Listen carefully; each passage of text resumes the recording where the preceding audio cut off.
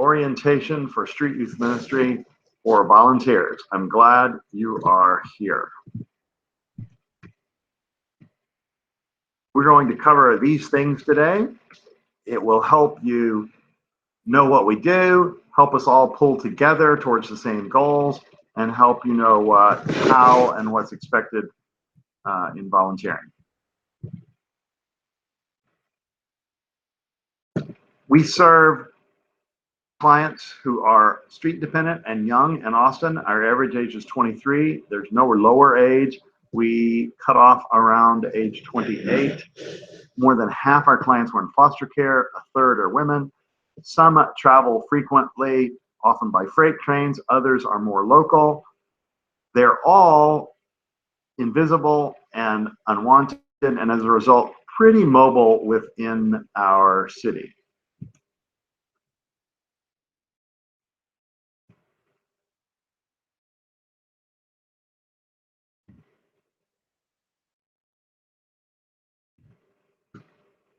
We have all orientations, genders, and ethnicities. Our young people generally prefer to be called street youth rather than homeless. Our word for them is street dependent. When they first come to the street is often the best place they have ever experienced. That's what really differentiates our clients from older homeless folks. Their needs are quite different because of that, and that's why Street Youth Ministry exists. To know, love, and serve street-dependent young people.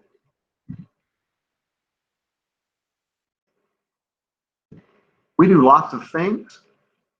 We have outdoor services, we have indoor services, and we sort of divide our indoor services into come and go events and structured events. This is our current summer schedule. It's important to a volunteer because those are the best times to volunteer. On Monday, Wednesday, Friday, we kind of have our come and go events that are longer, and on Tuesday and Thursday, we divide our day into segments of structured time. Our outdoor services right now are street outreach, which is staff only, and cold weather response. When cold weather threatens or strikes, we put out a call for volunteers to help us distribute needed items. Our come and go events indoors are divided into two. The biggest one happens at our drop-in center, which is located 408 West 23rd Street. That's our main location. And it looks a bit like that. Volunteers will greet, help put out things, help clients find food or clothing items or toiletries, and just sit and relax at our tables and couches and interact with clients, talk to them, listen to their stories, maybe listen to them play guitar or draw with them with our art supplies. On Mondays, it is different. We have a computer lab and shower time at University Presbyterian Church. That's about 500 feet from our main location. And there, it's much similar activities are going on, but it's a different environment. We have lots of computers, and you might be greeting or sitting at the table, drawing or talking with them. The goal of our come and go events is to meet clients and meet at least one need right then and there, and then make sure they are aware of our structured events. We try to do that with good hospitality, food, items that are helpful. We try to be pet friendly, always trying to build hope for the future. Our structured events are a little different. This is what our Bible study and prayer time looks like. During those times, you might be participating and just listening to their stories. You are welcome to chime in with your own responses and answers and questions. It's typically preceded by a time where we had food, so there might be some cleaning up to do.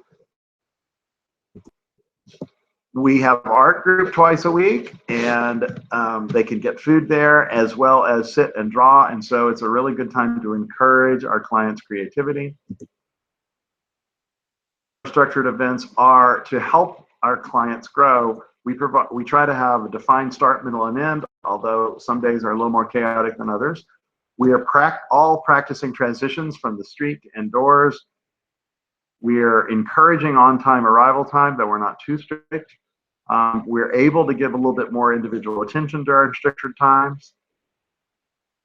And then we have a goal for each event that's specific. Words that we label them with may not be the goals that we're looking for. We're not looking for fine art. We're not looking for the highest education level of Bible study. We're not looking for the most fervent prayers. We have specific goals for our clients in mind during these structured times. We do offer service projects as a way of people getting involved. It's a way for groups of 5 to 50 to get involved. There's always a way to help. If you want to help us with a service project, you complete a service project request on our volunteer page, and we'll get back to you. Young and old are able to participate through service projects, the whole range. We also have something called referral services where we work in partnership with others. We have neighborhood meals with a number of providers: LifeWorks, University Baptist, St. Austin's Parish Church, University Presbyterian Church. We are, by appointment, we will take our clients to Sunrise Community Church where they're able to complete a number of service referrals for housing. We have Mentor Night at Covenant Presbyterian Church. We do have a Bus Fest program. We also supply college textbooks for those attending college. Our goals with referral are to never duplicate services, to know what the requirements are and expectations are at those services. We are encouraging self-sufficiency, not dependency. We often invite our clients to include a pay it forward and cost sharing. For example, after 3 bus passes, we do ask them to pitch in at least 10% the cost of the bus passes. Often they pitch in more. Our model is to work alongside of and not instead of our clients. That means it goes a little bit slower sometimes, but by owning the activity, and they also own the outcome. And we involve prayer constantly in our referral programs. We do not work alone. We work in partnership with many organizations. We have a strong working relationship with LifeWorks, with the Congregational Church of Austin, with Micah 6, It's Alive. We have facility partners with many neighborhood churches. We bring together the church and civic organizations from all over to serve the least of these, and we're really proud of that accomplishment. So a little bit about how we're organized. We are a 501c3 Texas corporation. We do have a board of directors. If that's your thing, we do have training spots available most of the time. We have 4.5 full-time paid staff members. We do have internships open at the moment. Terry Cole is our missionary and founder, and Rosie Cole is our mascot. It's important for volunteers to know the difference between these two roles, although sometimes it's hard to tell who's in charge. We have 2 associate missionaries that you will come in contact with, Darvin Tan and Marissa Bostic. And we have 1 volunteer coordinator and drop-in worker, Billy Barnes. You are likely to come in contact with all 3 of these people. They speak for the organization, and they are trained to assist you to know, love, and serve our clients. We currently have no interns, but when we do, you are likely to come in contact with them. We do have 2 administration people, David Denton and Jackie Balsam, work part-time to keep everything working behind the scenes.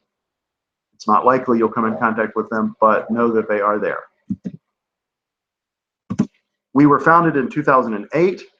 Terry Cole began working with homeless young people in 2003 as a volunteer, so watch out. Volunteerism can result in big changes in your life. And today, in 2017, we are serving 80 to 100 people every week. We still have 4 major programs and tenets.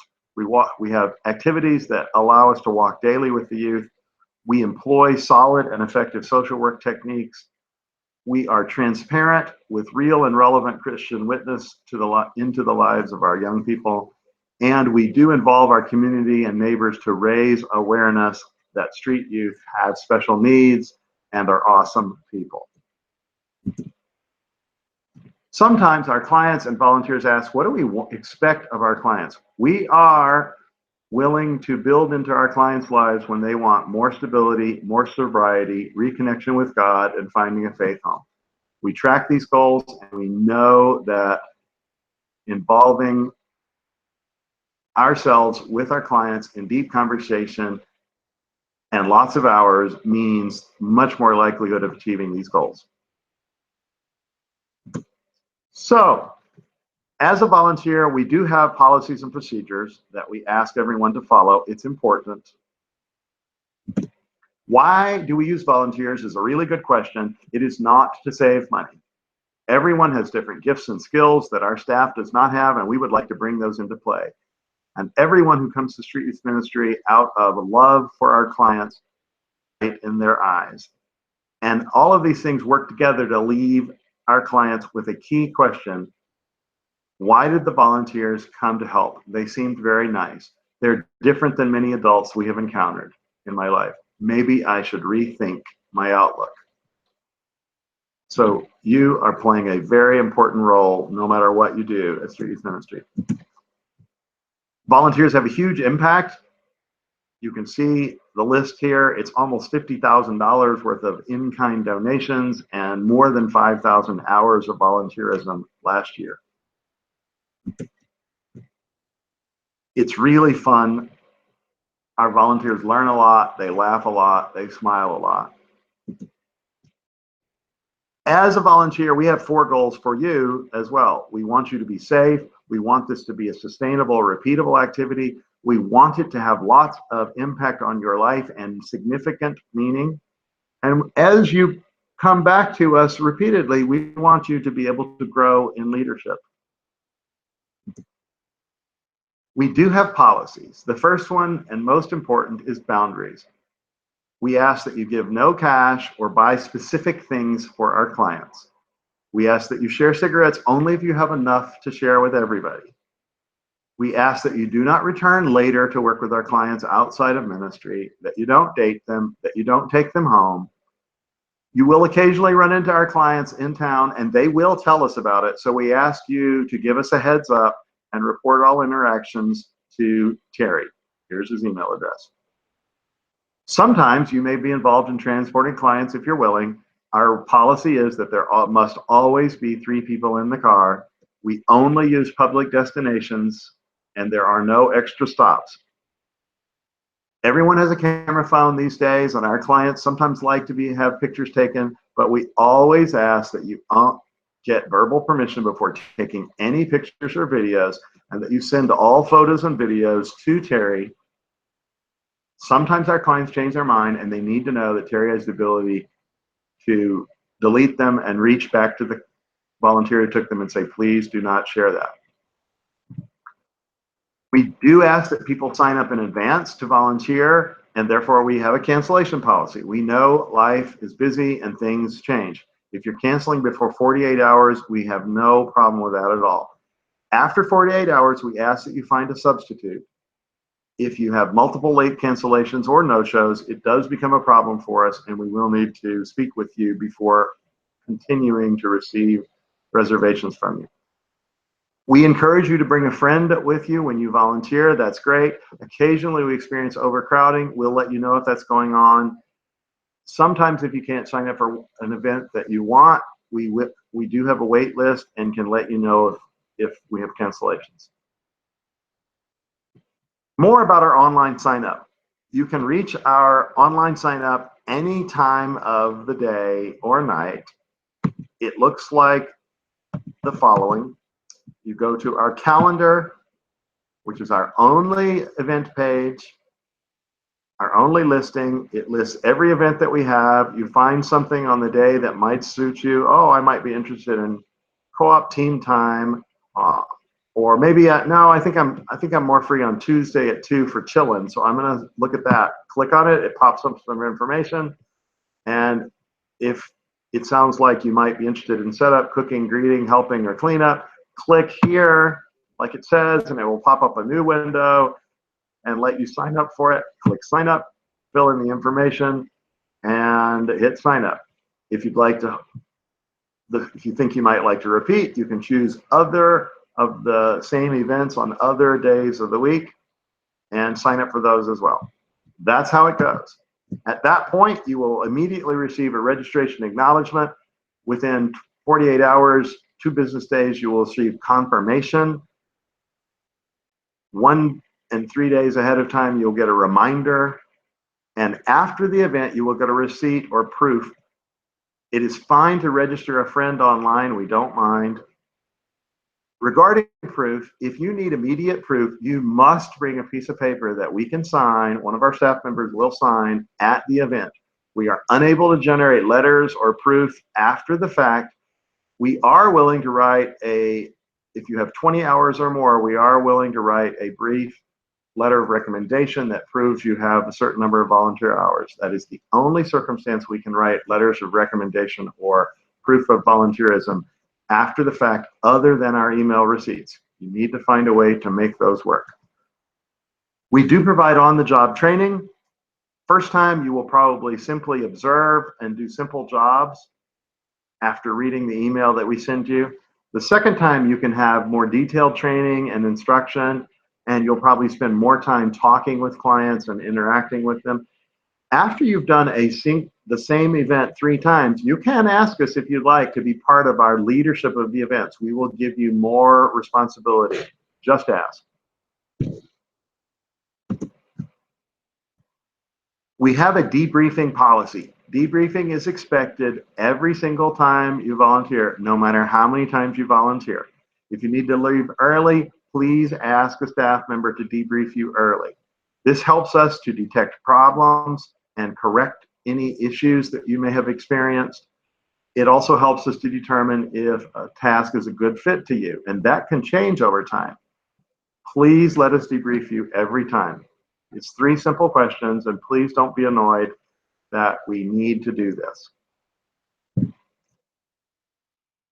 So let's give you a little bit of volunteer overview. First of all, there are 4 resources available to you to help you volunteer.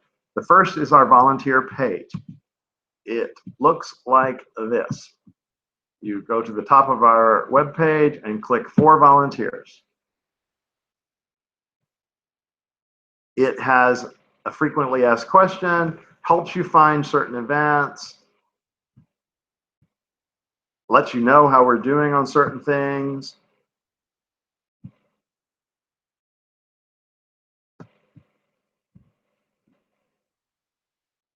Has a frequently asked question page. Has some fun ways to support us. You can expand any of these. What about parking? So you can learn about parking there. Where do I go? You can learn where to go. What's appropriate attire? Can children participate? All of these questions are answered online for you. If you're interested in one-of-a-kind special tasks, there's sort of a little chat bot here that you can let us know.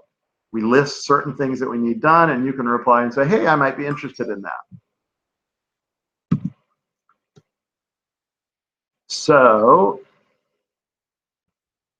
we also have our calendar, which we've already looked at during this orientation. We also have an in-kind needs page. Let me show you what that looks like. You go to any web page, click on needs, and it's going to fill up the in-kind needs page for you. We have a schedule of things we're collecting by month. If you want to get all your friends and family and church members and small group members and office workers to get involved, it kind of helps you focus on the same thing at the same time everybody else is, so we collect them all up. We do have wish lists online for several online retailers. You do not need to buy them at the online retailers. This is just something our volunteers have asked for, and so we have provided it. There is information and guidance about what we can use and what we need. Please check this first, and then if we haven't answered this, you can ask questions via our social media, Facebook, Twitter, or text us with questions, 512-553-3796. There are several ways to get involved besides our scheduled events. We do have a food ministry. Typically, you will work at home or at your church. We love to receive meaty casseroles or breakfast tacos for our freezer. We love to receive 25 freshly made sandwiches in our fridge. Baked goods are awesome. And we are usually able to take leftover party or event food. You just need to text us first to make sure we can receive it and use it. You may also work on our food team on Saturday morning from 8 to 10 a.m. It's really fun. We're processing about 60 pounds of donated organic produce every week. We do have in-kind needs, and we sort of covered that. The one thing I didn't mention is we have drop-off locations. We are not staffed to do pickup, unfortunately. Please, no anonymous drop-offs either. We need you to use the donation slips at our drop-off sites. Too many questions come up where we need to ask the person who donated something about its origin or return some item you accidentally left. So we need to know who you are when you're dropping things off. We do have other ways to get involved. We have a jail writing team. You may contact Terry if you'd like to be part of that. We don't have lots of clients in jail, but we love to stay in touch with them when they are. We do provide speaking events and do drives at the same time as most of our speaking events. You may fill out a form on our About Us page to request a speaker and hold a donation drive. And we are very happy to help you with service projects. You may fill out that form on our volunteer page to request a service project for any group over 6. So that's it, and I really appreciate your attention. Thank you very much. We look forward to working with you as a volunteer.